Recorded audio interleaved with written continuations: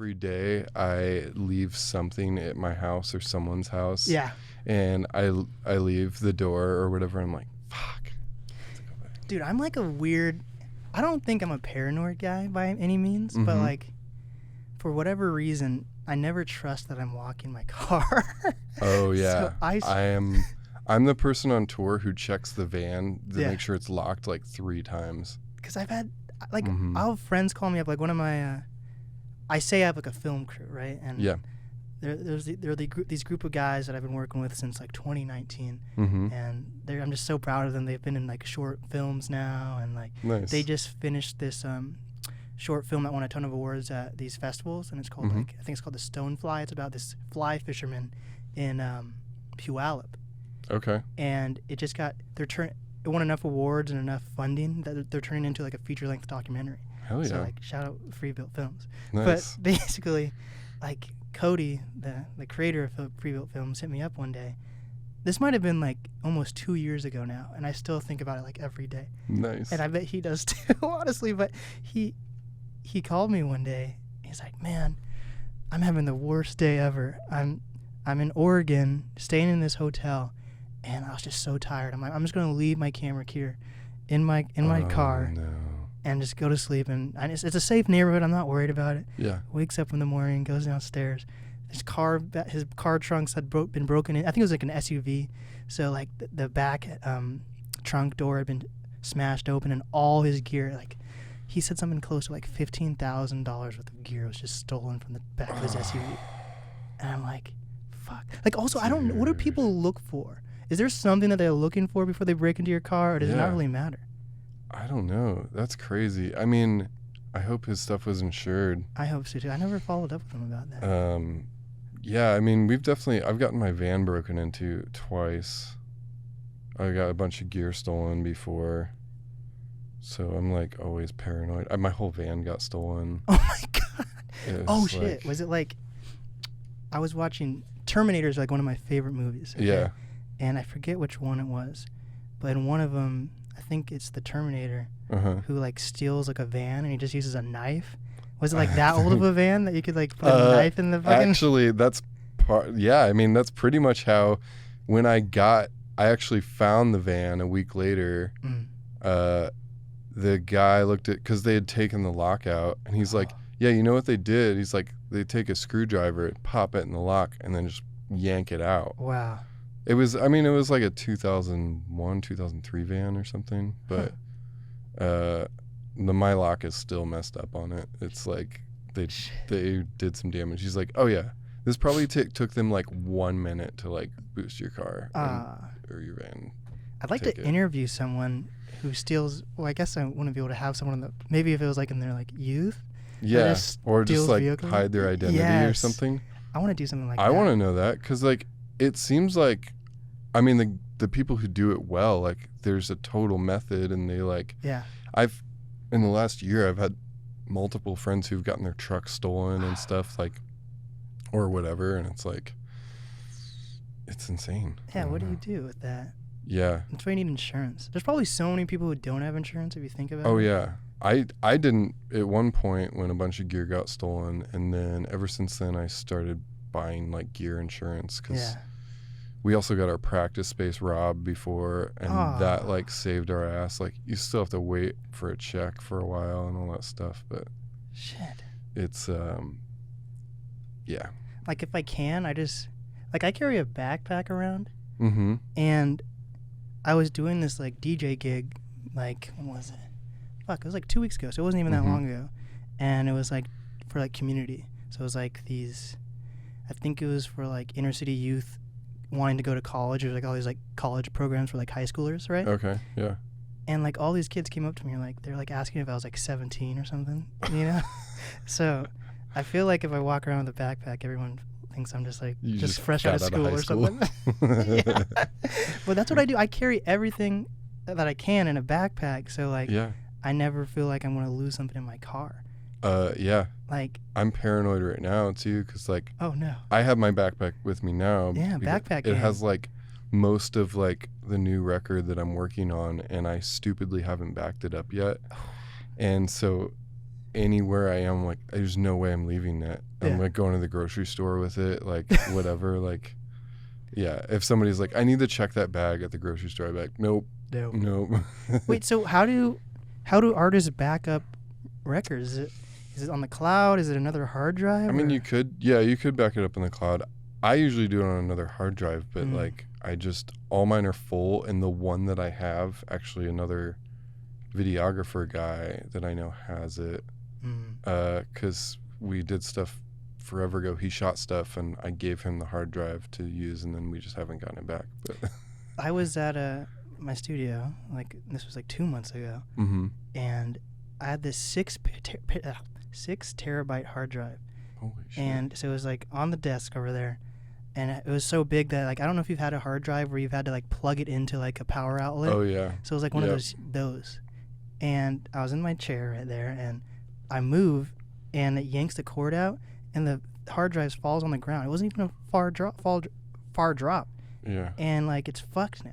So like 6 big gigabytes of data is just, terabytes of data is just gone. So I had to buy 2 different hard drives. But then like everywhere I look, people are like, don't back your things up to this hard drive or this. So I'm like, where are you actually supposed to back things up to if something can break no matter what, you know? Weird. Like I guess you need like a fucking grid to back it up on. I don't know. Yeah. Or like I know people who, like audio engineers and stuff I've worked with, have like a system of like 2 different hard drives. Like one to back it up and another fail safe. Yeah. And then maybe it's somewhere else too. It's like on a fucking CD as well. So yeah, I don't know. But I know a lot. I mean, probably a lot of people use cloud storage stuff too for that. But yeah, so many of those files, it's like so much that, I don't know, you would need so much space. What if it's hacked, you know? That's the thing too, yeah. Oh, did you hear about those people's Vivos? Did you hear about the YouTube? You know what Vivo is, though? Yeah. Of course, you're an artist, of course. It was like 10 or 20 of like the biggest Vivos, like Taylor Swift, Eminem, Kendrick Lamar. They all got hacked, and someone posted like this random meme video. And it wasn't even like, if you were going to hack someone's Vivo, at least maybe play like, it wasn't even like a good song. It was just some weird guy playing a guitar, and it was like a meme, you know? But I was like, if you're going to hack everyone's Vivo, maybe make it your music. And it's like something like super crazy, and like millions of people are going to see that, thinking it's something special. But then that's how you get caught. They're like, all right. But how could you prove it, though? That's true, you know? yeah. You could be like, oh, I guess someone likes me enough to just promote what I'm doing. Or you get people to pay you to put their stuff up there. I mean, that's got to be worth, I don't know, thousands of dollars. Like marketing? Yeah. 100%. Yeah. It's a weird game out there, but it is. My guest today is Daniel Lyon. Spirit Award. It's a band. Yes. How would you? I know a lot of people don't like to put themselves in a genre, but would you? Like I was telling you, I've been interviewing a lot of psychedelic bands, and you kind of give me like a psychedelic vibe a little bit, maybe like a subcategory of psychedelic. Yeah, I don't know. It's always hard. Yeah, I mean, it is hard to describe. I just say like. Under a big umbrella of kind of psychedelic pop stuff, and that seems vague enough that it's a thing, but I don't know. It's a whole, I don't know, I guess it's a whole debate too of like what is psychedelic? What does that mean even anymore? I don't know. I think it actually I think psychedelics is an umbrella term at this point too, you know? Yeah. That's crazy to think about. I guess it'd be interesting. I guess genres are important. What are genres important for anyways? Just for like, if I don't know. Like I guess it's helpful. It is helpful for for stuff. It is, but it's so weird sometimes, like having those labels, because I don't know. It's weird, and then you can get like into the nitty gritty or something and be like, well, actually, it's like, it's art.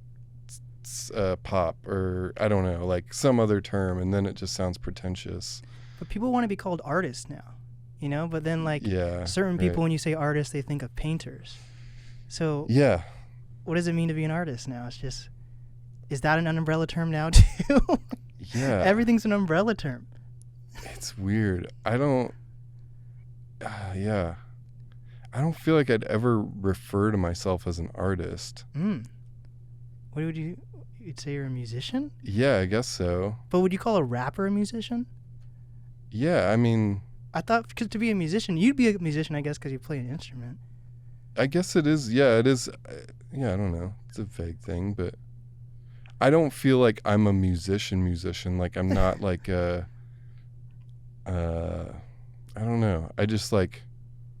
I'm not like some crazy cellist. I don't even know how to read notes. Like, oh shit, you're one of those guys. Yeah, I don't know. It's all by like feel and yeah, I don't know. So you don't know how to read notes, but you know what I know notes are. So when people say, yeah, I can't read music, is what I'm saying. Is like, does that mean you know every note at least, like to play every note, or can like? Yeah. Okay. But I'll have stuff like where I'll be writing something and thinking in my head of like kind of a chord or something, but not really knowing what that chord is and kind of finding it and not necessarily even knowing what, I don't know if this is like a D7 diminished or I don't know, whatever it is. Like, wait, what about if you want like an orchestra or something to like expand on your piece? Like how would you give music to someone? That you could figure out actually easier with computers and MIDI stuff. They can tell the tones or whatever, or what? Yeah, I mean, basically you can play like I've done some stuff like that through like, yeah, you can just like, I'd pull up like a cello sound or something and I basically play it on keys, and it will write out an entire like, score for somebody to play. Or wait, what about if you're live? So do you know what you're playing live though? Yeah. Or is it like different each time because don't know the lyric, like the notes per se? Like no, I mean I know it's all. I mean playing is so it's really just like so much of it is just muscle memory. I mean a lot of the stuff it's like I know the chords or like the root notes of stuff or got it or that. I know like some basic theory, but I don't even know like a lot of stuff. It's really, I don't know. It's just really just about fear and fear. I've been recording a song called Fear, and that's coming up. But hell yeah. No, yeah, it's really just for me. It's just about vibe and using your ear to hear what sounds good. It's pretty obvious if something doesn't work together. Well, it's easy to say that because you're a good musician, but some people might not know something doesn't sound good together. Yeah, yeah, that's true. Do you think knowing sheet music puts someone at an advantage in any way though?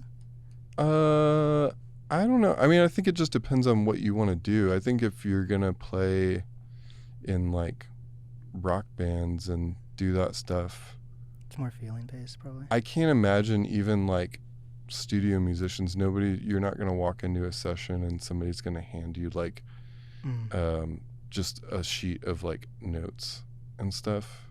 Maybe there's people like that. I think more if you're like a orchestra person or something like that would happen. But even I've had records in previous bands and we had like a guy who played like violin and cello and viola. He was like incredible. He played for like this is when I lived in Ohio, in Cincinnati. He played in like the Cincinnati Philharmonic Orchestra or something. I don't know. But we didn't write any like notes out for him. We just kind of had him come in and like told him some things. I think we played some key stuff on there, and he just sat and like wrote out everything. And he was writing out, just all the changes, and he just did it, and it was insane. But so how do you get better? Like, how do you know if you're getting better as a musician besides like streams? Like, how do you actually know if you're getting better at guitar? Like, do you get to play notes faster or what? I don't know. I mean, yeah, I think it just depends. Like, it's such a vague thing too of like, yeah, I mean, how do you know if you're better? I mean, yeah, some of it is like proficiency and like, if you can play fast, like, for me, I don't know. I don't really care about like doing some Jimi Hendrix solo thing or something, and I don't know. That's just not for me. Like, it's not, to me, that's not how you make a good song. And we already have Jimi Hendrix and all these shredders. Yeah. Not to say there's not room for new people to do stuff, but I feel like I've heard that aspect of things so often that I try to shy away from that and just, I don't know, focus on more of like song instead of like I guess like musicianship or like I don't know what the word is, just like, yeah, not trying to be like, I don't know, for lack of a better word, just like masturbatory and just feeding your ego with like, look at what I can do, this thing. It's like, so how do you know if it's a good song then? Like, do people only know if they're making good music if they know if it gets views? Like, how does someone personally know if it's I don't know, just I feels think fulfilling somehow? Or? Yeah, I mean, for me, I think it's if I like the song and it feels fulfilling, I don't get tired of it, or I'm not like, this bugs me or something. Right. For me, I feel like that's something that's been learned over time. Like, I feel like earlier doing stuff, like, I think when you're first doing stuff, you're just excited that you made something that is like listenable, or like, I don't know, could be a thing. And then I feel like that kind of grows as maybe you go through stuff and through different writing processes. And I think for me, always good songs, like, it's, you know, about refining, but sometimes, I don't know, sometimes you can have a song that is like, you're like, this is kind of cool, this is good, but like, I'm having this now with like a record where I'm like, I like this song, this is cool, but like, I don't know if it belongs on this record. I don't know. Maybe it's just not, it's not quite there. I'm not like totally in love with it. And I think I'm trying to be more like that lately, is like, you know, the way I like to do things is like write a song and like let it sit for a while, listen to it again, like, do I still love it? Right. And just like keep doing that, and also thinking about it, like, okay, what don't I like about this, or what could change, instead of like forcing it. Just kind of like be kind of more like meditative about it and let it slowly develop instead of trying to force it. Yeah, isn't there an art sense? There's kind of an art in like knowing when something's done too, right? Like, yeah, I feel like there's the balance of that. Yeah, where you're like, you also you don't want to kill it to death and like be like, I'm just going to keep tinkering with it. 'Cause then like sometimes you can destroy the like, I don't know, the simplicity or something of like what that first was. Right. And then you start complicating it. I see like a lot of that sometimes, like with people will just be like, oh, and then we'll add this to it, the and plugins. This and this.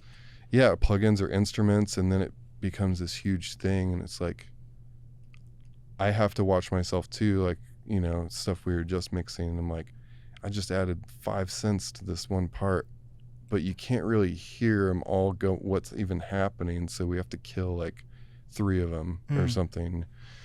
I don't know. Sometimes it's, I think it just depends on the song and what the vibe you're going for is. So how much of bands is like actual live instruments versus like virtual instruments? Or maybe for you specific, because I guess it's different for every band. I think for me it's changed a lot. It used to be all like real instruments, or like, you know, tangible instruments, hardware stuff. But I think for me, as technology and stuff has gotten better, it's easier to use some like virtual instruments or plugins, and more portable. Like, I had a flight to LA and I brought a little keyboard and I had a whole aisle to myself. Nice. And I set up all this stuff, and it was great because I can play like a bunch of different instruments and do writing while I was like, on this flight. And, I wouldn't be able to bring a giant organ on my flight, right? and try out some ideas or something, or, be at my friend's apartment in LA and I can still like mess around with stuff and have minimal, fit it all in a backpack basically. Shit, does that mean like, that means a lot of bands are producers as well, versus when you see like a pop artist or a hip hop artist, there's a lot of those guys who only know how to sing or write. They don't know anything about production, but I guess you guys can consider yourselves producers as well a little bit, right? Yeah, I think, I think so. I mean, especially with, I think in the recent times, I don't think everybody does it that way, but I personally love like, getting all the basic stuff, and then I love tinkering and adding little tiny sounds or things that like just kind of make a vibe for a record. And some stuff that you don't even necessarily like think about or hear, but it's there, and it's like kind of adding like an atmospheric thing, or just like kind of creating a little space. Does that mean like one of my guests, I hope this was a guest and not just an interview I just watched. It's your guess now. Yeah. So yeah, it's my guess now. I'm just going to say one of my guests was saying that they included like the noise of their sons playing like basketball in the back of their in their music. So are there certain sounds that mean something to you when you add them to music? Yeah. I like that thing too. It's just like in certain records, it kind of like it can set a tone or something for a song, or like, the audio of something just like can bring you to this place. Like,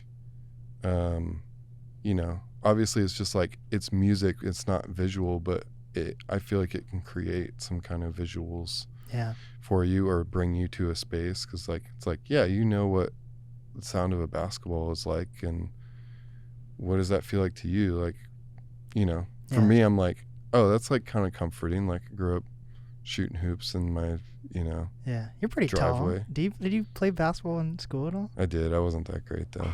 The height, unfortunately. Man. I know. I had the height. I had rebounds. Okay. For sure. Yeah. But no, not the greatest basketball player. A sound that always, when I think of sounds, for some reason I always think of like birds, and then birds always make me think of like spring for whatever reason. Yeah, I was gonna say, that's actually, funny too. You're talking about that, because that was something that I didn't do. I feel like a lot with the last record, and with my producer, we were talking about doing that stuff, and it just never happened. And I don't know, maybe it didn't feel like it needed to for some of it. I think we added a little bit of things, but with this record, I am more intentional about like getting some audio from the space that I'm recording in. And maybe it's just the way I've made this record is different. Yeah. So, because I recorded some on like San Juan Island and stayed in this house, and my dog was there, and I was watching another dog, and so nice. There was a part I just recorded them. There's like some jangly chains going on, and there's a dog bark, and it's like, at first I was like frustrated because it's happening while I'm trying to record, and I'm like, I'm just gonna record this, and it's part of it now. Another weird thing is like voicemails. Like I never know, like you never know also, like, not to get dark, but you never know if like a family member or a friend's voicemail to you is like maybe one of their last phone calls. So you never know if like, I never know if I should delete a voicemail or not. Yeah. And like use it for something down the road, or I don't know. Because certain things I get, what is that word when you're like, sentimental. Sometimes I get sentimental about things, so I never know if I should delete a voicemail or not. Yep. It's funny too, because I'm trying to find a portion of the record to put in a voicemail thing from a friend who'd called. We were talking about spooky stuff, and some weird stuff happened to me when I was recording the record, and she left this voicemail about it, and I'm like, I want to like put that in, or like, do something. But I have that too. There's some voicemails from a long time ago, and it's like, listen to them and just like, yeah. But I hate when people do like, you can tell when someone's like, oh, let's make a fake voicemail and put it on you can tell. Like, there's something genuine about. Yeah. You just voicemails are so funny because you're like, the person hasn't picked up, and you're like, fuck, what am I going to say? So you're just thinking on the spot what you're going to say, and like you're just talking to the midair. Yeah. It's fucking weird versus someone's like looking at a script and being like, yeah. Oh, I miss you, honey, blah, blah, blah, or whatever, you know? I feel like when I leave voicemails, I forget that I'm like not talking to someone. Sometimes they're like, all right, well, I'll see you later. Bye. Or something. It's like, you don't need to say that. Or are you supposed to... Are you supposed to like leave your phone number at the end of voicemails anymore? Like I do that still. I don't know if people... I know. I thought about that too. I did that actually just the other day, and I'm like, who doesn't have like a caller ID thing like on the... If I'm calling maybe a landline, but yeah, I'm like everybody would know, but I'm like it feels silly. I felt silly to like leave it. But I'm like as mid doing it, and I'm like, oh, this feels so dumb. Yeah. Yeah, I feel that. That's good to know. So you're originally from Ohio. Yep. And I heard in a previous interview what city is it again in Ohio? A little town called Bowling Green. And isn't that where like Dave Chappelle lives or something you were saying? Dave Chappelle lived in Yellow Springs, which I lived like right in there, and I worked there. Got it. Yeah. So what was it like growing up in Ohio? You said it was a small town? Yeah, it was like, I mean, it's like a college town. I think it was like, there's like 30,000 people with like the college in session. Oh, what college? Bowling Green State University. I have never heard of it. Is it a good college? Or? I don't know. I don't know. I didn't go there. I think it's fine. Oh, it's like it's a party school. Yeah, I don't know. Yeah, I grew up there. It's just like small town, nothing to do. There's like, it's flat. There's 2 man-made hills. Nice. We're sort of like sledding hills. So it snows a lot there. It snows a lot, yeah. We get what's called lake effect snow from Lake Erie. So you get just usually tons of snow throughout the winter. Nice. But,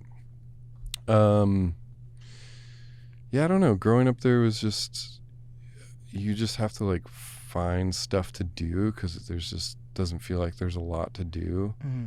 And I feel like in some respects I'm lucky that I was so bored because then I would sit in my basement and try to make music and, eventually got a computer and, recording stuff and, just messing around in that way. And was it like romantic? Were you like thinking about like, I've been using the word romantic and I want people to, when I say romantic lately, I mean like, like something you read in books and you're like, oh wow, what if that happens to me? Versus like a date romantic. And I've been trying to use that word lately and people are like, are you talking about a date? No, I get it. Like, was it like romantic thinking like, I'm going to get out of this city being a band? Oh, big time. Yeah. Okay.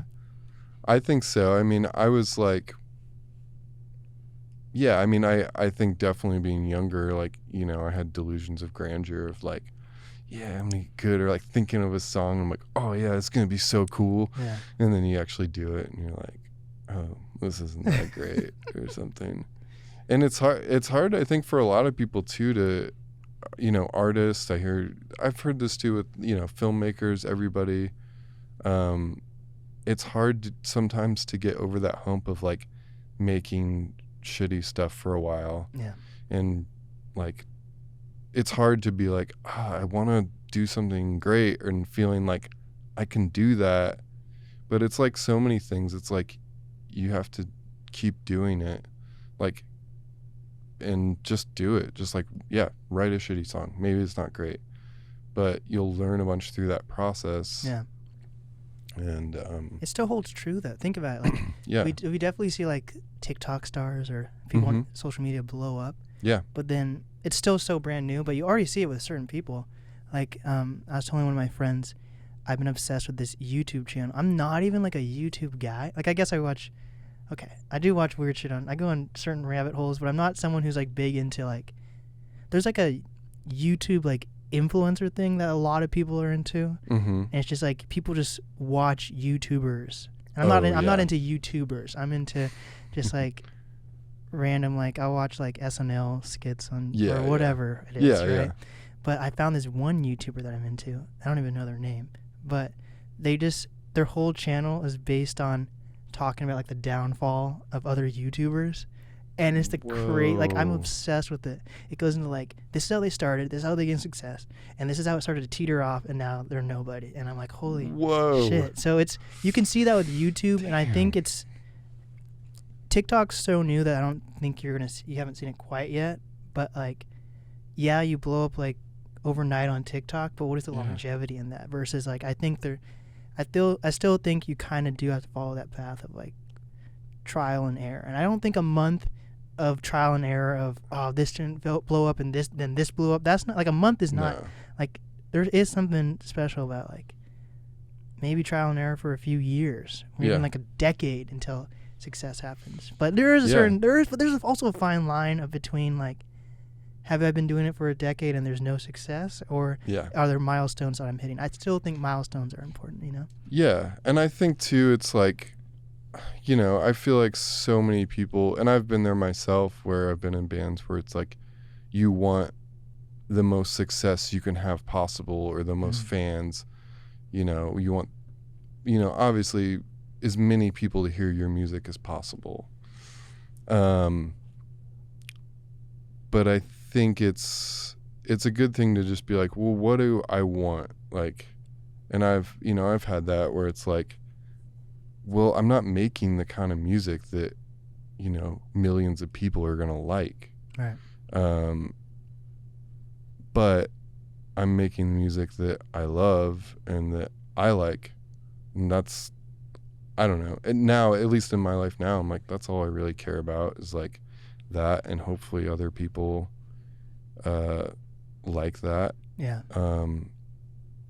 Because I don't know, I feel like I've written songs before, and maybe I don't think I put them out, but I'm like, that's just not me. I don't know. It's like, I would rather do something that is not as successful and be happy with it than do something that feels not genuine and like make a bunch of money. Yeah. Or try to chase that money, and it, you know, that money could never happen either, or that fame or whatever it is that you're trying to search for. Well, niches are super like they're super important and prominent right now. Like I was telling you about Michael Rault.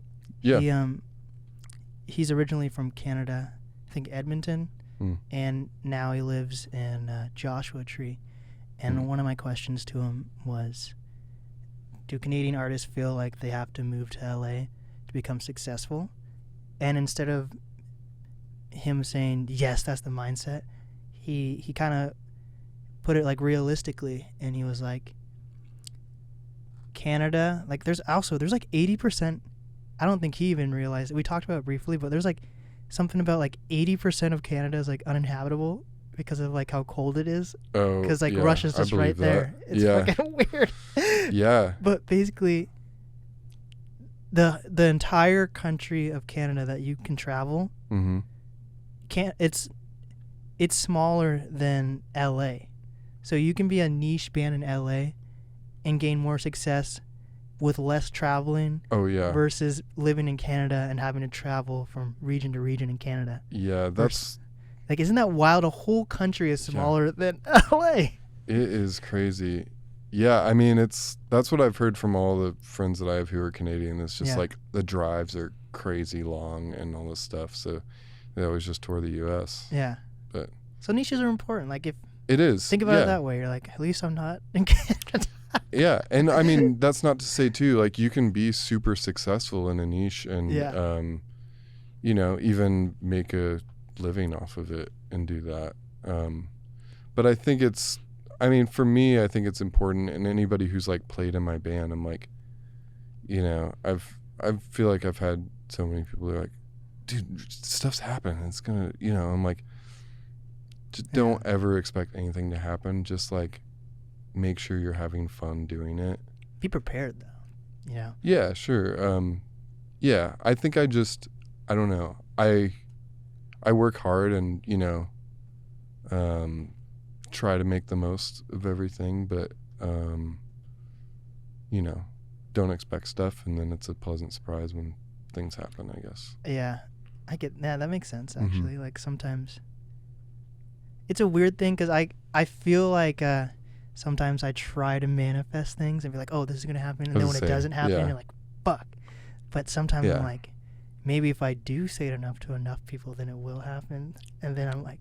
But for me, sometimes when I try to manifest something and I say it too much to people, then I'm like, if it doesn't happen, I look like an asshole. So that just pushes me to make it happen. So I think a lot of times, though, you kind of have to make things happen on your own versus waiting for things. That's my take, at least. I think so.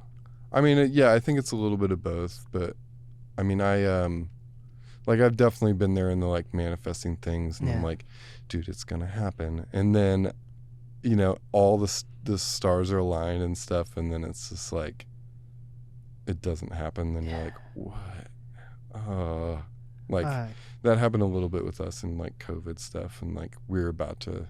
Dude, that was everyone, bro. Sign with a label. And, we ended up finding a great home for the record, but... Tell me about that. What label were you going to be on? What was that story? I can't tell, but it still could happen. So with the next record, who knows? It was just a thing. I think we had. I mean, this I feel like always happens though. It's like nothing means anything until you're signing a piece of paper, because like I've been in this situation too, where you're like, you get strung along for months or whatever by a label, and then all of a sudden it drops off. You never want to be that person, dude. Be like, oh, I almost was signed to this label. Yeah, it's like, okay, damn, cool. So that is something though. You came from small town in Ohio, to Seattle, and Seattle is known as a band town. You know? And your band, even though you're a transplant. Seems like it has some success. We have some sex, yeah. You guys have some sex in Seattle. Yeah, and sex in the city. Yeah. So what was that like? So you moved to so did you have like a solidified band before you moved to Seattle, or did you find all the members here in Seattle? And then how, I guess this is a two-part question. So how did the band form, and then how did you gain the success of, like being on KXP or anything like that? I think I was living in Cincinnati, and I was in a band there called Pomegranates, and that's kind of how we toured out to Seattle and stuff, and we were touring quite a bit, and I just always loved it here, and I was kind of like between a few places. I was like, I really like Seattle, maybe Portland, maybe Denver, I don't know. Yeah. I had friends kind of in each place, and liked them for different reasons. But just kind of like pulled the trigger on Seattle. Things had like ended for me with that band, and so I was like, I'm ready to go somewhere else new.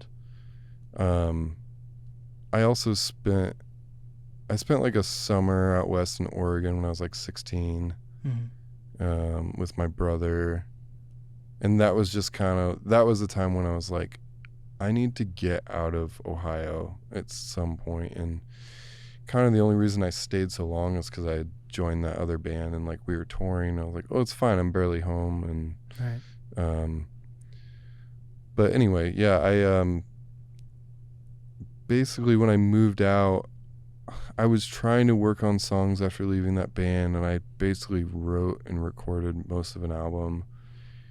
And it just didn't feel like it was the thing, and I like scrapped all the songs. I never released any, or if I did, I ended up taking them down. Then I kind of briefly like started a little 2-piece band, but it still didn't feel like the thing. It wasn't like my heart wasn't totally in it. Right. And then I had been writing some demos and more stuff, and I was like, okay, I'm starting to like this and get more of a vibe for what I want to do for a new project, which I feel like sometimes takes a little time to like figure it out, what have some better intentions or something. And anyway, so I was living here, I don't know, maybe a year, less than a year maybe, and I was working in kitchens and managing a kitchen, and nice. I'd kind of done that in Ohio a little bit, and I met Chris Moore, who's a server at the restaurant I was working at, and he was also an audio engineer at Electro Kitty Studios in Wallingford.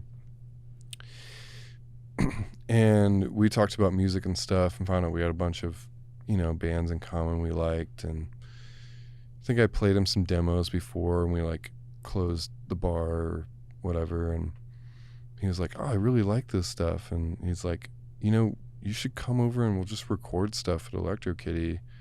Because I think the studio was like, there was nobody booked. Right. And he wanted to just like work on some stuff. So we recorded a bunch of stuff, all the tape, and I'm not like a great drummer either, but I tracked everything and he just engineered it. And I had such a difficult time playing the drums. It was the last thing we did that day too, and I was so exhausted and not in practice. But that was kind of the first like kind of demo thing we did. And then I think after that I was like, I kind of want to have a band and like. So were you trying to be like a solo act at this point though? And did you have like a name for yourself? I didn't have a name. I think I was just trying to, record a record and then figure out, finding musicians to play it with me. And then, at the time Chris was playing in a band with some other people, and so he brought his drummer on and we just kind of jammed on these like demos that I had and that and figured those out. And that ended up, being what was Spirit Award then. And it kind of became a little more collaborative and stuff, and we were writing together and working on some stuff. And then, I don't know. Then how'd you get onto, how long were you in Seattle before you were on a KXP like live performance? Because that's for people who don't know, KXP, I say it's like an offshoot of NPR. I think it's kind of its own thing at this point. But yeah, it's its own thing. But I would say they have the quality that like NPR has. They're I don't know. They're well organized and just everything's great. And it's a pretty big thing for any artist, whether you're from Seattle or like they have touring artists perform their live performance also. So how did that happen for you? I think the first one we did was the first record we put out, Never Ending. So it was probably 2017. It's probably the first time we played. Did that, and that was, that was so great because that was like a dream of mine to play at the new one, because it was my old band Pomegranates. We had played at the old studio, and do you have a performance with Pomegranates on it? It's only audio. Before they were doing video stuff, we were actually Pomegranates was supposed to be the first video band, but it was at the old space. It was like tiny room. They had these videographers there. We had stuff all over, and then we filled the room with fog, and the videographers couldn't see anything, and they're tripping over stuff. And so I think the video never came out. I want to see it though. At some point I'll be like, is there a vault full of like these old tapes that better be? Hopefully it's in the cloud or something. Yeah, I think Cheryl did it, and I feel like maybe they weren't super happy that we brought fog or something. Oh, so you're saying you brought your own fog? Yeah. Oh, yeah. I thought they. No, this was entirely our idea. That's funny as fuck. But they were always really good to my old band too, and it was like, it's such a cool feeling when I remember we rolled into town and we just turned on the radio and literally our song was playing, and we're like, whoa, this is crazy, like what a cool place. It just also felt like, to me, I was like, Seattle's kind of like magical. Or does that magic leave once you become a Seattle band, or what? Yeah, then you see all the holes and everything, and No, I think there is something to be said about like the Seattle music community here, and I don't know, at least what I've experienced is there's maybe it kind of ebbs and flows a little bit, but I feel like there's just a very supportive community a lot. Yeah. So I don't know, that felt really good to me, and yeah, I don't know. Then KXP is just always they've just been so good to like Spirit Award and playing us a lot, and that's crazy. we were lucky to get in like I think we got in like 9 months later or something after that next or the other KXP session we did, and I remember Morgan, she's like, you know, like no bands play this often for sessions, and I'm like, thank you so much for having us. Damn. Yeah, so it was just super sweet. They've, you know, it's a great resource. I mean, people listen to it all over the world or watch the videos, and it's like, I just feel lucky to have done that. I mean, yeah, it's just like I'll have people reach out about those sessions, and I'm like, people are still watching those? And over the pandemic, somebody reached out who is a respiratory therapist for a COVID unit, and damn, holy shit. Yeah, sent like a picture. They're like, here's our staff, and they're like, we're watching your KXP session. It's like helping us through. And I was like, that's why I do this. Yeah. And it was like, I don't know. That was nice for me because I'm like, it was during the lowest time in the pandemic, and I had a record done, and we didn't know where it was going. I'm like, okay. It's like somebody appreciates it, and that's all that matters. Yeah, 100%. The thing, so. Holy shit. That must have been very heartwarming. Holy. It was, and it was like, wow. Yeah. Anyway, shout out. I can't remember the guy's name now, but I guess it wasn't that. But we chatted a little bit, and he was like really reassuring to me too, because like I had asthma and, you know, some conditions that I was a little worried about getting COVID and stuff, and you know, after all this stuff, he's like, okay, now I can tell you, we've been doing the tests. We all like got vaccine trials and doing it, and he explained everything to me, and just like, okay. Oh, the fan did this? Yeah. Oh my god. We kind of had this like little chat dialogue and kind of check-in thing, and it was like, it was really nice because I was just like had so much anxiety about everything and not knowing when we could tour again or play shows, and anyway, yeah. Wow. Shout out to them and anybody who's, you know, been on those front lines. It's like, it's crazy to hear, you know, he'd be like, COVID units full again, super busy, and it's like a pen pal during. That's crazy. Yeah, it was fun. I've really enjoyed, like, you know, having the absence of shows, at least like connecting with some people who enjoy the music, and yeah. Did you ever get COVID? We just actually, my whole band got it after we just played Tree Fort in Boise. Oh, congrats on Tree Fort. Yeah, thanks. No, I just have allergy stuff.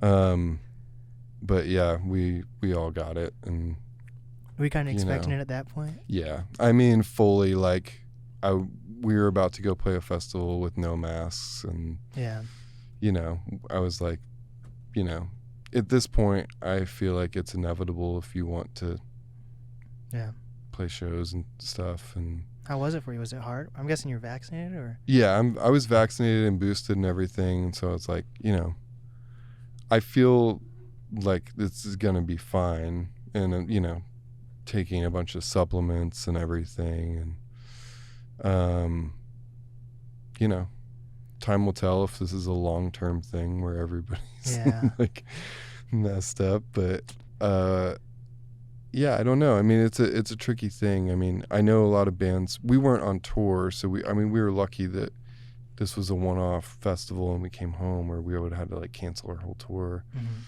And that's rough right now. I have friends who are on tour, and it's like, you know, asking for everybody to, you know, try to keep them as safe as possible. And because it's hard, especially for bands who, like, that's their job, that's their income, and like, you know, you can't miss like 10 shows or something, and it's just too hard financially to like do. You just have so. What about you? Do you have a other job, or do you focus on music full time, or what's that like for you? I do. I've always kind of worked other jobs or had to like hustle to,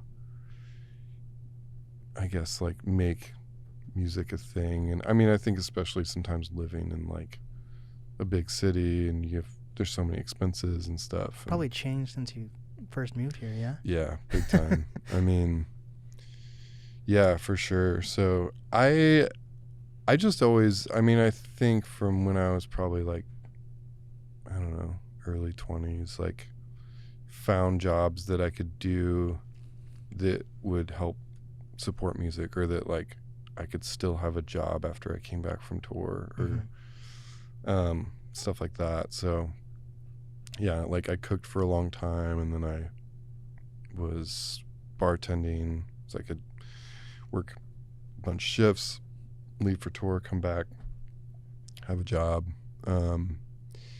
And then last few years I've been doing like pressure washing and window cleaning. I started a business. Oh, nice. Do you have like a van? Yeah, I do. Oh my gosh, man, you're the real deal. It's funny because I mean, over, I guess, pandemic, like I had our band van, and I was using that to start the business. And then after the pandemic, I was like, this is just a work van now. And so we have another now band van, which is another source of headache. But right now, but the joke always that I've heard is that the van is the only member of the band that gets paid, which right now is like the saddest truth ever, that we just put, over the last year, we've put like almost $5,000 into this van, where it's like we could have just bought a whole new van by now. Yeah, dude, I feel that. My car just reached 100,000 miles, so nice. So many things. You had to get new brakes, the transmission.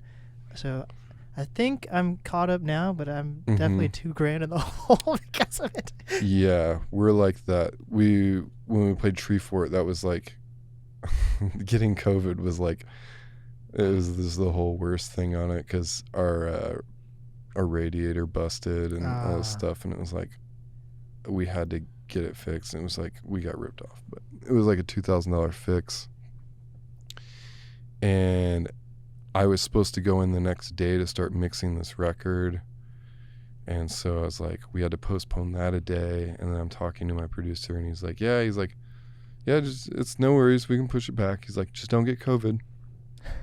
And that night I tested positive, and I'm like, so I called him like, hey, it's not happening. I'm like, you jinxed it, man. Dang. So what made you start the pressure washing business? I think just wanting to have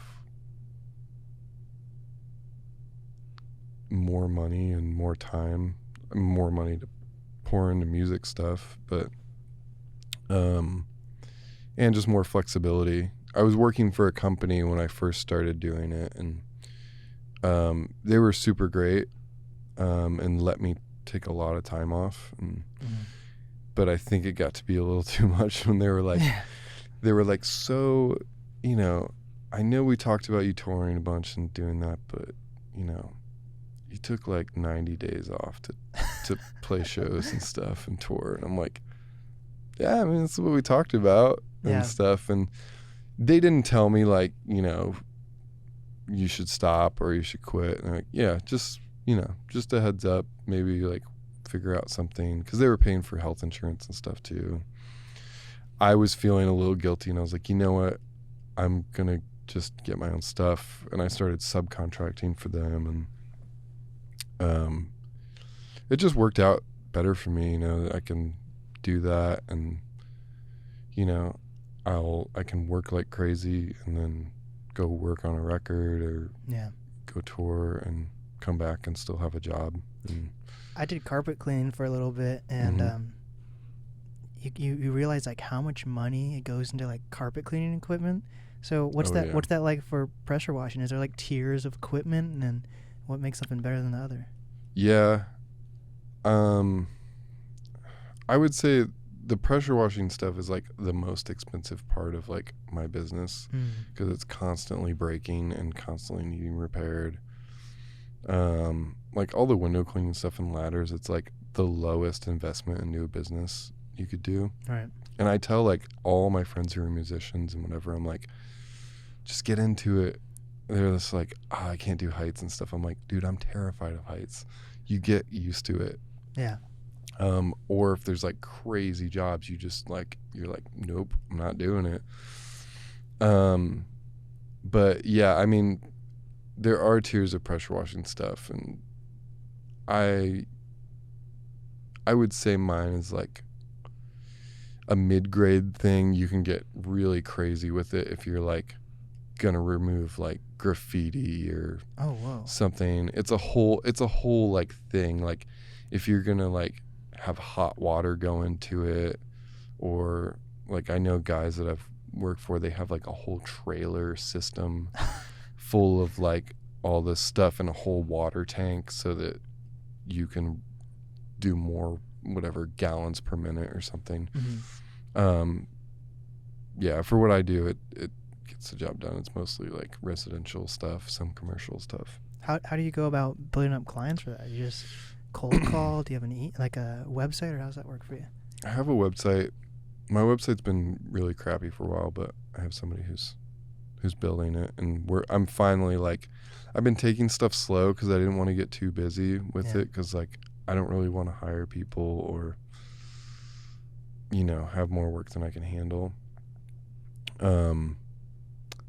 But I've done a couple things. I mean, I've run some ads and stuff here and there, and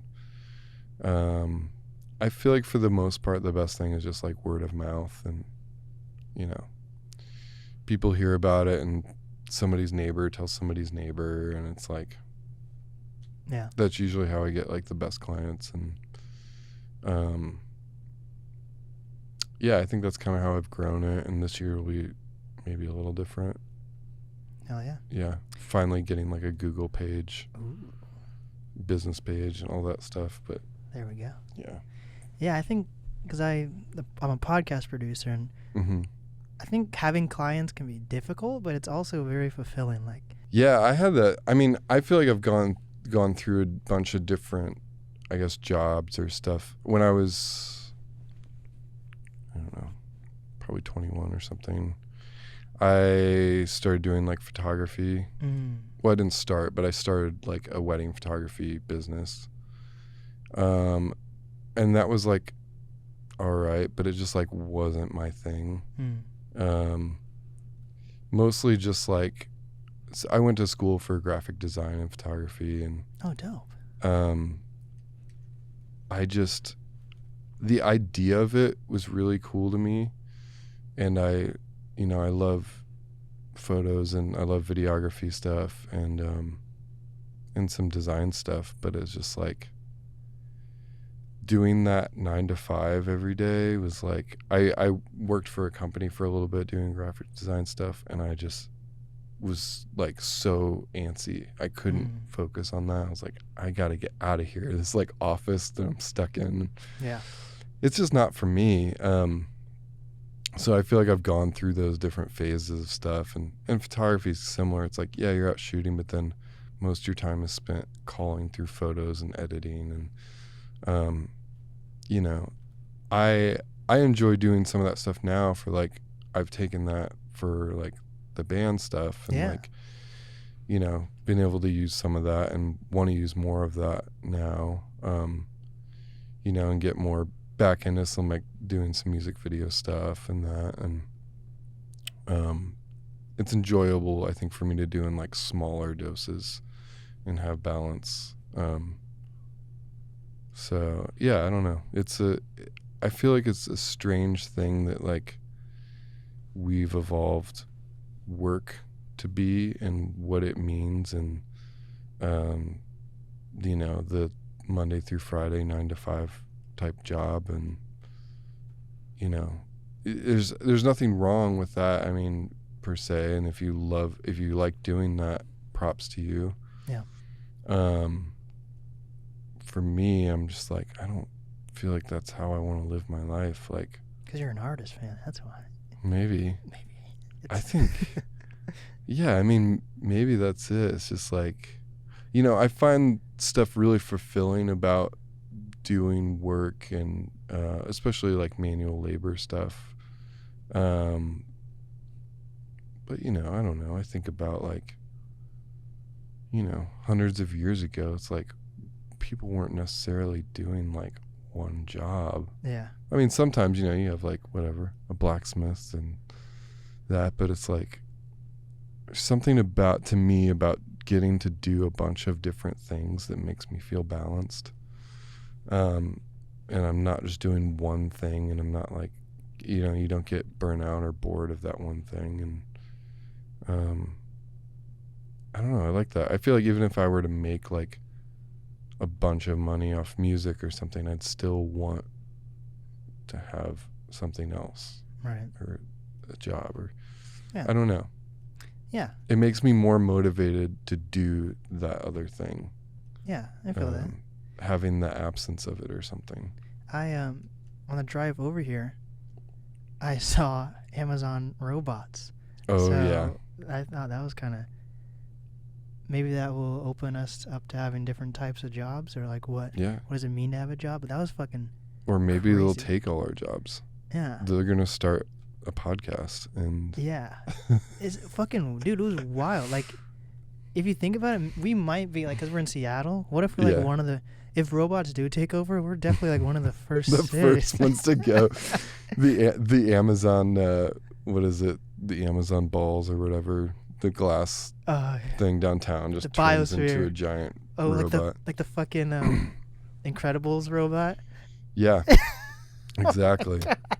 Dude, I swear to God, I was it was at a fucking like elementary school. Mm-hmm. There was just a line of like bright blue robots. Were they delivering packages? I think they're testing them out. Yeah. Have you seen them already? Oh, I saw them years ago. Actually, I was cleaning windows. Like, where was this? This was like, it was probably like out east in Bellevue or some like rich neighborhood suburb thing. And I'm like on somebody's roof or something, and I look over.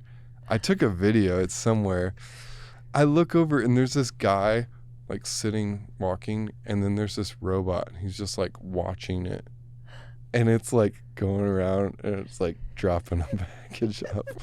They were like testing it, I think, to see if it can like handle the terrain and knows where it's going and stuff, or maybe he was programming it. That's wild. Yeah, this was probably like, I don't know, 2 or 3 years ago. But yeah. It's iRobot. Did you hear about Tesla's? I don't think it's a feature quite yet, but they're trying to do a thing where like if you own a Tesla car, it's kind of like having stock, and like you could turn that into like a rideshare thing where like your Tesla is going to be able to like drop you off, and because auto drive will be like more proficient, so your car, you might own that car, and you might be able to make money off owning that car, because once it drops you off, it'll pick someone else up and drop them off. And like, and then we're going to really be in like iRobot type shit. God. Yeah, we're the it's first insane. city. We live in a very insane time. Yeah.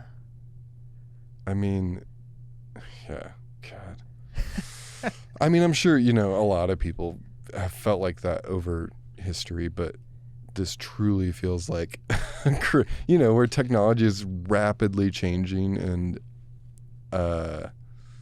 you know, all the things that were science fiction are now like feasible and real, you know? And some of them were just like, oh yeah, we take it for granted, some of the stuff that people are like, oh shit, there's going to be a computer in your pocket. And now we're like, everyone has it. Oh, I dropped my computer in my pocket. I don't care. Like, I take for granted that I have a computer and I can have a keyboard and have literally thousands of instruments at my disposal that sound amazing, and that probably a lot of people couldn't tell that it's not the real instrument or something, you know? All fucking like Beethoven and artists like that went crazy over making music. You know what I mean? Yeah. Oh, yeah. We're just like, just press a couple buttons. It's fine. Yeah, it's insane. I was talking to somebody about that with producer with with Logic, which is like, recording program, and that there's like the Logic drummer, and a lot of them sound so good, and that, there's people who are just like, you can take those and you can mix it and make it sound even better, and some of you never know that it was like not a real drummer. That's or wild. Something, or that it was just this program.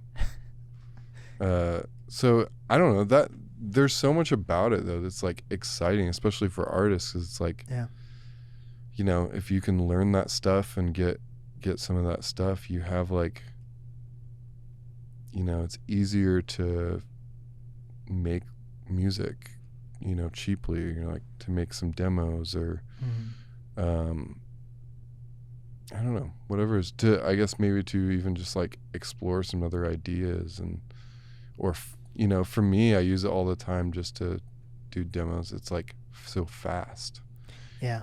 Where I'd before just like loop something or like do a part and play drums over it, and it's just easier to use now. Yeah, it's interesting to see certain like educational gaps or resource gaps start to close and open up to people, and it's interesting to think if there are no gaps in certain things, does that progress society or does it hold back society in other ways? Yeah. Because it is like, I don't know, I have a lot of friends who blame things on like them or they hoarding certain things. Sure, yeah. So, but does that mean for sure that if there wasn't if there is hoarding of certain powers, does that mean if it was more, I'm not even talking about like a communist thing whatsoever. I'm just saying if more resources, and even if there are resources, that doesn't always mean that people are going to take those resources and use them. Right. So if things were more accessible, does that always mean progression, or what is it? No. And I mean, that's also like the other point of like progress isn't always good. All right. I feel like we see that with a lot of things. It's like, do we really need a bunch of nuclear weapons? Right. Probably not. Or even think about like, this what way. if we had none? Yeah, that's very true. That sounds great. I think this is like a small example, but like, just like how you, from like a very early age, wanted to be an artist, right? But now it's feasible for most people who can buy a laptop or a microphone. Yeah. They can be an artist. Is that more helpful, or does that mean there's certain people who are just going to pick it up because they know it's easy and they might know certain ways to market? And like maybe their music's not good or whatever, but they might have some knowledge in marketing, so they get further ahead than certain people who have the same resources and have been wanting to do it their entire life, but they don't have that knowledge or whatever. Like, I guess there's positives for those resources of being able to pick up a microphone and a laptop. But then who are the people that succeed with that? Is it the people that have always wanted to succeed, or is it people who realize there might be a certain hack or a certain way to progress? I mean, that's definitely a thing. I mean, there's people who just know how to work that system, and they do get further ahead. And like, I've definitely seen that with some people. I'm just like, really, that thing? And like, at times like been jealous or whatever. And it's just like, eventually into a point, it's just like, hey, good for them. They like figured out how to work the system and whatever. I don't know. Yeah. Music is like, in general, is just like so subjective anyway. It's like, I'm gonna check my phone real quick. Keep talking. Yeah. So I feel like, I mean, it's hard to, I never like, I feel like I try to not like rag on people now, because it's like, it may not be my thing, but like, hey, props to them. Somebody likes it and they're whatever, successful in that. I think it's I mean, for music especially, it's like exciting because so many people have more access. On the one hand too, it's harder for you to be seen sometimes. Saturated's a real thing. Yeah. So you do have to like figure out how to make that work, and like, you know, I think for people who have been doing it for years and like, or, you know, before all this technology or social media stuff was like available, it's like, it can be more frustrating because it's like, oh, now I don't have to just like, I can't just make the music and tour and put it out. I got to make the music, tour, put it out, promote through social media, do this, and it's like, you know. That is so jarring because I've only grown up knowing that you're supposed to do everything. Yeah, right. So like, I don't see that as a disadvantage. I think of it as a glass half full thing, where like how you are kind of relating doing photography at a young age to now being like, now I know how to use that for my band. Yeah. I'm starting off being like, I need to know how to do all this, versus like being like years later, maybe that resource will help me in the future. Yeah, totally. I mean, it is like, it's not that I don't, like, I definitely enjoy doing all those things. You know, and sometimes, you know, some of those things I've been able to pass off to other people, which is nice, you know, like for the next record, I'm like, I'm not going to design the cover or layout and do that stuff because that is so time consuming for me, and I'll focus on something else. But I'm like, but I do want to be more hands-on with like shooting some music videos and, you know, writing some concepts out for that and directing them. And, but it is a funny thing. I mean, to just know that that's like come from a place where you're like, it's just what you do. You got to do all these things rather than like, oh, now I have to do this. And, oh, this is a thing now. And, I don't know. I think part of that is just like so many of these, you know, film or music industry stuff is like, it's always changing kind of, and you kind of got to just adapt with it a little bit. And, but you know, you have an interesting life where I feel like your life experiences like help you be the artist you are. Like you were saying, you used to manage a kitchen, and now I don't know if you have a manager, but you're the frontman of a band. So you, no matter what, whether you have a manager or not, you kind of have to manage the moving pieces in a band. Yeah. You know, like this is what, because I feel like it's kind of a fun like resume builder type thing, like being like, if you're applying to a job, you're like, oh, I did this for a year, and this is why I'm good for this job, because I learned these things. Like you can be like that with photography. You can be that with like your cooking. You're like, oh, I manage a kitchen, so now I know how to manage myself and be a pressure washer, or all these different things. So it's kind of, it seems like all these different experiences kind of make you who you are. And it seems like, honestly, I don't know if you see yourself as it, but it kind of, all those things laid out makes it seem like you're in like a leadership role and you're a leader. That's cool. Yeah. Thank you.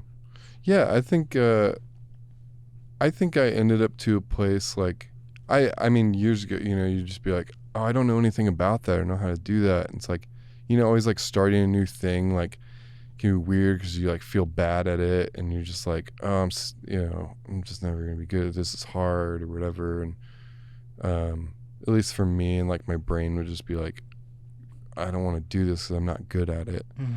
And maybe that's just like a thing that I like. I want things to be, I want to be good at it immediately. But I don't know. I feel like what I've learned is just like to not be scared of that, and just like, you know, it's like even stuff about like, I'm just like cars or something. It's like, I could figure that out if I like spent time. It's like some other human did. Yeah. And it's like, keep figuring more stuff out. And it's like, and then it is nice to like have this information about this thing and that, and to be able to use that in different contexts. Like, for me, like, you know, recording my own music and getting to know like more terminology about stuff like reverb and delay, and like what each of the little knobs do, and like it's extremely helpful for me when I'm having somebody mix a record and that can be like some of the hurdle is like trying to explain what you want, and especially when I want really something very specific, to try to explain what that thing is in super specific terms. Like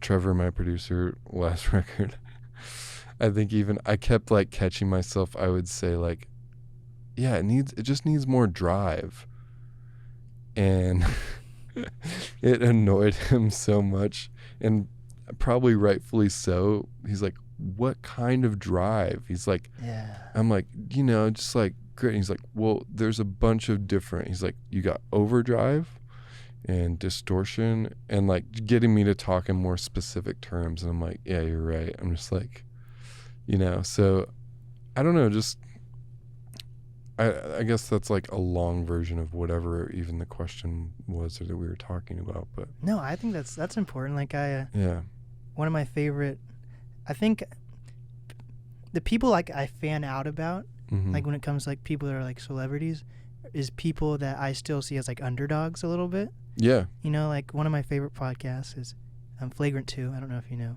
Flagrant 2, but it's Andrew Schultz, who's a comedian. He was just in town like a month or two ago, and I saw him live. It was awesome. Nice. But he had a Netflix show called Schultz Saves America. Okay. And it literally was based off that he's been a comedian. He's like almost 40. And he's been doing comedy for like 20 years or so, right? Yeah. And like he's just never got a big break. And so he was like, I'm going to start putting stuff out on YouTube. And he was like one of the first people that put a comedy special on YouTube, and it was very successful. Yeah. Then he's like, during the pandemic, he's like, everyone's on social media, so I wanted to figure out how to do comedy on Instagram. And he found a way that was very like entertaining comedy on Instagram, to the point that Netflix was like, this is something, let's turn this into a Netflix show. Cool. Off a social media thing. And he was talking about on the podcast after the whole Netflix thing was done, he was like, me and my crew, like, we know how to get things done, but at the end of the day, compared to people really in the industry, we're kind of like ragtag. So like how we describe a specific camera, someone in the industry, like when we were shooting the Netflix special, was like, do you mean this? I don't even know what you're talking about. So I can see what you're saying when you're like working with a producer, even like there is something special. It relates to the very first conversation we were talking about. Like there's something special about starting from zero and like actually growing, and those years in between are important versus like the overnight success. Yeah, totally. Yeah, I think that's cool, and that's super important. And that's I think an important thing too to know. Is just like stuff is not immediate like that. It's like, it's like you could some bands work for a year, they put out a record that catches everyone's attention, and it's not like they just get lucky. Like most of them work really hard to do it, and where they have like a good team behind things, and it's successful. Other people like can work really hard, put out records for years until they finally like kind of hit a breakthrough. And I think that's like I feel like that's my philosophy now. It's just like I love what I'm doing, and like I've had people in the band before in the past, and wanting the success and stuff, and I think I can tell it's just like they're not going to stick around or for the long haul, or people get exhausted of it, because like it can be really tiring to like do this thing a lot and tour, and there's always hurdles and stuff that get in the way, and it's hard. It's like I don't think I've had a record that I've done where there's some hurdle where I feel like it's some moment where I'm like, fuck, I don't know if I can do this again. This is so hard. Like there's so much work, so much stuff, but you like keep getting over these humps, and you're like, all right, cool. And it's like, I've always by the end of it been happy that I push myself, even though it's like been hard.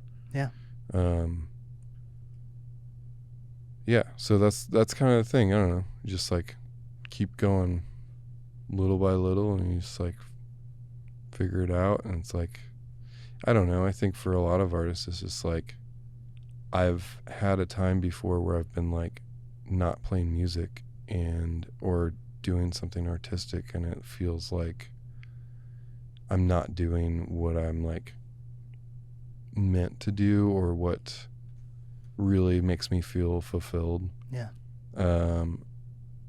So I think having that realization for me has been like, well, I should just figure out a way to do this as much as possible, without burning myself out. Which is, why I try to find, work that fits around music, not the other way around. Yeah. I think that was like the best advice that my dad ever gave me is like, I dropped out of college to join a band, and I was like, he's going to be so upset and whatever. And, I think eventually he was saying, he's like, well, you know what? He's like, you got to do what you love and don't worry about money. He's like, I mean, he had that thing, I guess somewhat his dad wanted him to be an engineer. He didn't want to do it. He's like, I want to be a teacher and I want to help people and do this, and he just did it. I was like, yeah. Just do it. Yeah, I feel like I've been this way, and I think a lot of people, it's easy to be like really afraid to do something, and but like, what am I going to do about this money and that? And it's like, I don't know. If you have like a good support system around you and people, and I've been the brokest I've ever been in my life, like doing this at times, but I'm like, I always have a roof over my head and some food, and it's like, and that makes me happy. It's like, I could have all the money and not be doing this and be, not fulfilled, and, what's the point? Yeah. 100%. Dude, just go for it. I mean, the biggest thing, just don't have like regrets about something, like, what if I did that thing? What if I suffered for a little bit, just tried? It's like, if you're, just try it. Maybe it's not for you, but I don't know. Yeah, man, I agree. Nate Lewis, since I've been producing his podcast, he usually tends to be on the shorter side, but you're one of his longest interviews, and I could tell why. You're very fun to talk to. Nice. I just ramble too, that's why. No, man, it's a weird thing where I feel like it's misleading. You might come off like not very talkative, but you're I feel like during our conversation you've come off very empathetic and easy to talk to, and I think what you got to say is important, and I'm happy you came on the podcast. Yeah, I'm happy to be on here. Yeah, I feel like people get that vibe a lot. I think people don't. People are weirded out to like talk to me after shows or something, because I can be pretty introverted in that, and then, but let's talk about something that, Talk about robots. Let's talk about robots, or like something that's interesting, and I'll just go off on it. Yes, sir. But yeah. So what would you like to promote? Do you have a new project dropping soon, or? I don't know when that's gonna drop. I'm working on the record now, and I don't know. There we go. We're hoping to have singles out this year. The record probably won't be out till next year. It's dependent too. We're talking with labels and that. Got it. That whole thing. Well, I wish you the best of luck with that. Thank you. You better back up your hard drive. Yeah, the hard drive's gonna get backed up tonight. Yeah. Yes, sir. All the stuff. Well, what's the easiest way for people to reach you? My number is you can, I Instagram, it's a good one.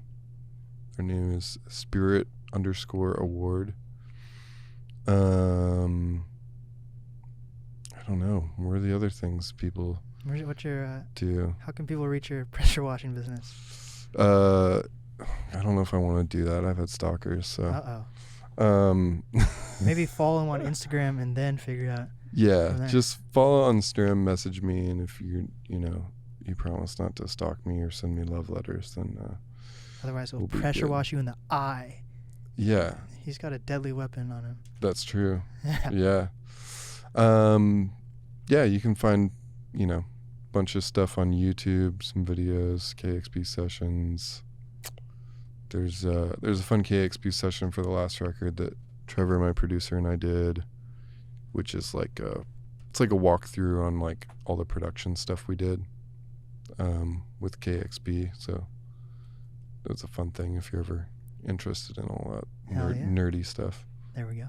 Yeah. Well, this has been the NAST podcast with Daniel Lyon. And we did it.